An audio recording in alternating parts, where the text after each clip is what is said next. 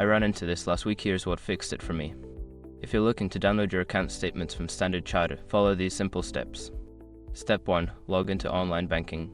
Before changing your settings, use the sroc.com link in the description to open the password strength checker, then update your password if needed.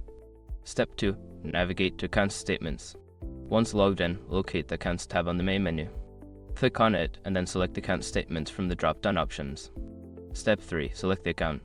Choose the specific account for which you want to download the statement. This could be your savings or current account. Step 4. Choose the statement period. Select the date range for the statement you wish to download. You can usually choose from predefined options like last month or custom dates. Step 5. Download the statement. Click on the download button to save the statement in your preferred format such as PDF or CSV. Ensure you check your downloads folder for the file. Sometimes, the download may take a moment, so be patient if the screen doesn't change immediately. Enjoy managing your finances with your newly downloaded statements.